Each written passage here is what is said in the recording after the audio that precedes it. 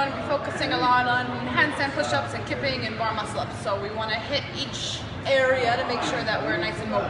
So the first thing is... Kip for the Cure, end of the month.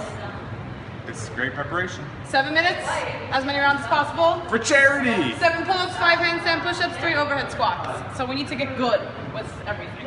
Okay, so number 1 is the wrists for their handstand push-ups and for your overhead squats, everything. We're gonna do what's called wrist flexion. So Jake's gonna do it. So just like with anything else, we open up the body position if it's too easy. So the first thing is, he's gonna have his hands under his shoulders and he's gonna come up just up onto the fingers. Okay, and down slowly, controlled, both hands together, okay? For everything, up again, slow, controlled, up on the fingers, finger joints stay on the ground, and done. Let's say it's super easy, how do we make it harder? We increase the amount of weight, so you still keep your shoulders in the same position, but you take your knees back further, okay? And same thing, you'll go up, controlled, and go down, all right? 20 of these, take your time with them.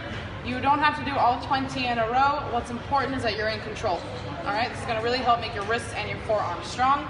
Yes, eventually, if you can, you will be in a push-up position. Okay, that's the end goal. All right, so that's wrist flexion, 20 reps. The second one is we're gonna do a little bit of foam rolling for the butt, all right? So what's gonna happen is Jake's gonna take his left foot and he's gonna put his ankle on his knee so that we kind of open up that angle. He's then gonna roll the glutes, focusing on the outside, the inside, messing around, okay? Most of you guys will probably be more sore closer to the outside. We'll spend about 2 minutes here, but let's say you don't feel anything. What can you do? The exact same thing, but with the lacrosse ball, okay? So remember, whatever leg you're rolling, that's the leg that gets opened up. So you open up that angle in the butt, so you're stretching the muscles, basically. Oh, yeah. Okay, so we'll spend 2 minutes or so each cheek. Okay, let's move on. So the next thing is once we've hit the glutes, we want to also open up the hips a bit. This will help for the kipping, for the overhead squats, for everything. So we have a few options for this as well. The first one is we're going to use the kettlebell to just do some soft tissue releasing. So we're going to have the kettlebell facing, Jake's going to lay on top of it. On this side so we can see. Yeah, go that side.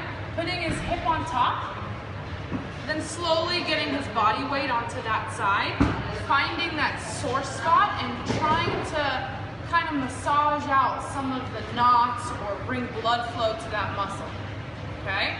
You can mess with the position on the handle depending on where you feel it most. So you feel free to experiment.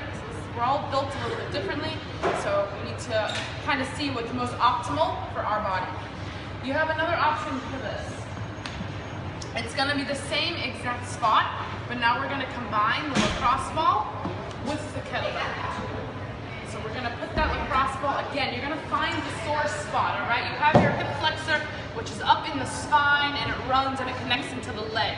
So you see him messing around a bit, trying to find where he's sore, where it feels kind of almost like ropey a bit.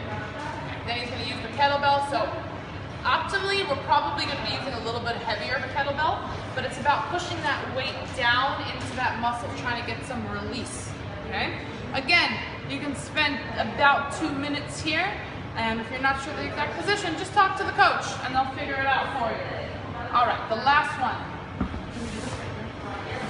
The last one is for now kind of the mid-back area, because when we're in that overhead squat and the handstand push-ups, we want our shoulders in the correct position. So feet away from the wall. Notice his weight is on his heels. He's slightly bent in the knees.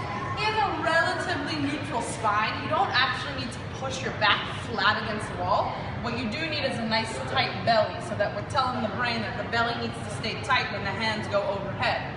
So you get those shoulders against the wall, arms out straight with a thumb up.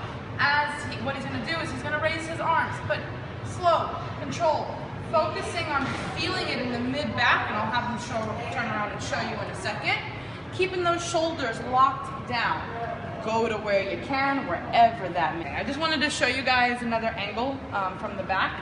So when we're doing these arm raises, what we want to do is we want to keep the scapulas locked into place. So you see, he's working really hard. The scapulas aren't moving. He's probably feeling a lot of stuff here. Okay, what we don't want to do is this. Bringing those shoulders way up, putting all the stress in the upper traps. You want to make space. All right? Okay, that is this month's mobility. I hope that it will help you with the handstand push-ups and the overhead squats, and good luck mobilizing.